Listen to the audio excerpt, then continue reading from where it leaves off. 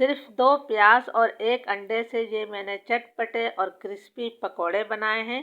बहुत ही आसान तरीके से ये पकोड़े बने हैं और इतने मज़े के हैं कि इसे आपने एक दफ़ा बना लिया तो रमज़ान में आप इसे बार बार बनाना पसंद करेंगे। तो चलिए देख लेते हैं कि ये चटपटे और क्रिस्पी पकोड़े हमने किस तरह बनाए हैं। अस्सलाम वालेकुम, मेरा नाम है शाहीन और मैं अपने किचन में आप सबको खुश आमदीद कहती हूँ। आज मैं अपने किचन में रमज़ान स्पेशल बहुत ही मज़ेदार क्रिस्पी प्याज के पकोड़े बना रही हूँ। इन पकोड़ों को हम थोड़ा सा मुख्तलिफ तरीके से बनाएंगे जिससे इसका जायका कई गुना बढ़ जाएगा। ये मैंने 2 दरमियाने साइज़ की प्याज ली जिसे मैंने लंबाई में काट लिया है। इसके साथ ही हम इसके अंदर 1 अदद अंडा शामिल करेंगे। अंडे को पहले आपने तोड़कर किसी कटोरी में लेना है कि खुदा ना खास्ता अगर अंडा ख़राब हुआ तो आपकी प्याज भी ख़राब हो जाएगी। आधा चाय का चम्मच हम इसके अंदर नमक शामिल कर देते हैं। अब हमने हाथों की मदद से अंडे और प्याज को अच्छी तरह से यकजान कर देना है। ये काम आपने हाथों से ही करना है, चम्मच से ये काम नहीं होगा। साथ साथ आपने हाथों की मदद से प्याज को भी मसलते जाना है ताकि प्याज के तमाम लच्छे जो हैं अच्छी तरह से खुल जाएं। हमने इसके अंदर नमक शामिल किया है तो प्याज थोड़ी देर में अपना पानी भी छोड़ेगी। ये देखिए मैं किस तरह मसल मसल कर रही हूँ ताकि प्याज के लच्छे अच्छी तरह से खुल जाएं। अंडे और प्याज को मैंने बिल्कुल यकजान कर दिया है और प्याज के लच्छों को भी मैंने अच्छी तरह से खोल दिया है। अब मैं इसे 10 मिनट के लिए छोड़ दूंगी। हमने जो नमक डाला है प्याज ने जितना पानी छोड़ना होगा वो पानी छोड़ देगी। इसके बाद हमने इसके अंदर और मसाले शामिल करना है। प्याज को रखे हुए 10 मिनट हो गए हैं। आप देख सकते हैं कि प्याज ने अच्छा खासी पानी छोड़ दिया है। तो अब हम इसके अंदर कुछ और मसाले डालेंगे।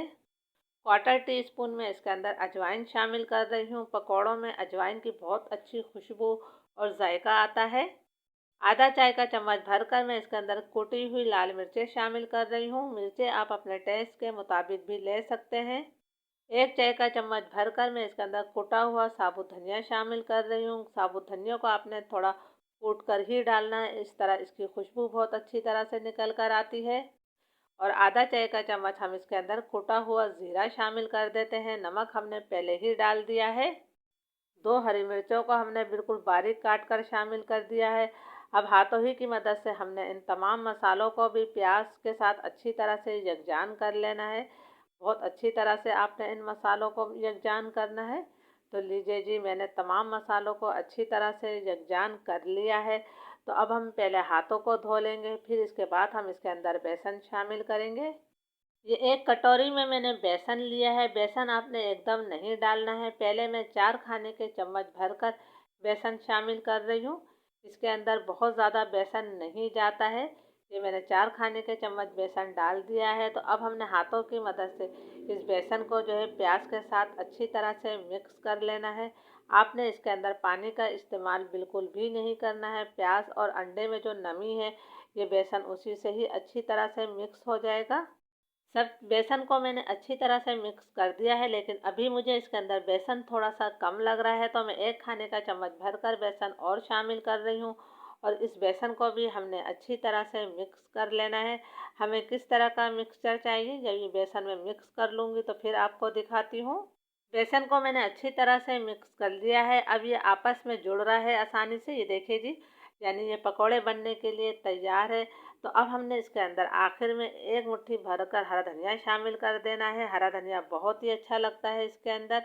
हरे धनिया को भी हमने अच्छी तरह से हाथों की मदद से मिक्स कर लेना है।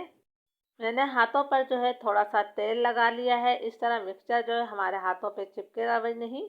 अब आपने जिस शेप के भी पकोड़े बनाने हैं बना सकते हैं। इसे मैं थोड़ा सा दबाते हुए लंबा शेप दूंगी, यानी इस तरह जिस तरह आपको नज़र आ रहा है। ये देखिए जी, इस तरह मैंने इसका शेप दिया है। तेल हमारा गर्म हो रहा है तो चलिए अब हम इसे फ्राई कर लेते हैं। मीडियम फ्लेम पर मैंने तेल को गरम कर लिया है और अब फ्लेम मैंने लो टू मीडियम कर दिया है। इसके अंदर हमने थोड़ा सा मिक्सचर डाला है। ये देखिए इसमें हल्के हल्के से बबल्स बन रहे हैं और ये फूल कर ऊपर आ गया है। तो हमें इसी तरह का गरम तेल चाहिए। बहुत ज़्यादा धुआं निकलता हुआ आपका तेल नहीं होना चाहिए, वरना पकौड़े आपके अंदर से कच्चे रह जाएंगे। अब हम इसके अंदर अपने प्याज के पकोड़े डाल रहे हैं। आप देख रहे हैं कि मैंने इसको थोड़ा सा लंबाई में शेप दिया है। इस तरह ये देखने में बहुत अच्छे लगते हैं। तो बस जितने एक वक्त में आएंगे उतने में पकोड़े इसके अंदर डाल लूँगी। और इसे हमने अभी एक तरफ से पहले सिकने देना है, फ़ौरन ही आपने इसमें चम्मच नहीं चलाना है। जब इस पर एक तरफ से थोड़ा कलर आ जाएगा तब हम इसकी साइड को तब्दील करेंगे। लो टू मीडियम फ्लेम पर इन्हें फ्राई होते हुए तकरीबन 2 मिनट हो गए हैं। माशाल्लाह इन पर बहुत ही अच्छा सा कलर आना शुरू हो गया है। तो अब मैं सबकी साइड तब्दील कर रही हूँ और इन्हें हमने मुसलसल अलट पलट करते हुए क्रिस्पी होने तक फ्राई कर लेना है। पकौड़ों को मैंने अलट पलट करते हुए अच्छी तरह से क्रिस्पी होने तक फ्राई कर लिया है। आप देख सकते हैं कि माशाल्लाह इन पर बहुत ही प्यारा कलर आ गया है और ये बहुत ज़्यादा क्रिस्पी बने हैं। तो आपने रमज़ान में ये रेसिपी ज़रूर ट्राई करनी है और मुझे कमेंट्स करके ज़रूर बताया करें कि मेरी रेसिपी आप लोगों को कैसी लगती है। तेल मैंने इसका अच्छी तरह से झटक दिया है, आप करीब से भी देख सकते हैं कि माशाल्लाह ये कितने जायकेदार लग रहे हैं। अब हमारे जो पकोड़े बाकी रह गए हैं मैं उन्हें भी फ्राई कर लेती हूँ। जब तमाम पकोड़े फ्राई हो जाएंगे तो फिर मैं आपको इनका फाइनल लुक दिखाती हूँ। हमारे तमाम पकोड़े फ्राई हो गए हैं। इजाज़त दीजिए, अल्लाह हाफिज़।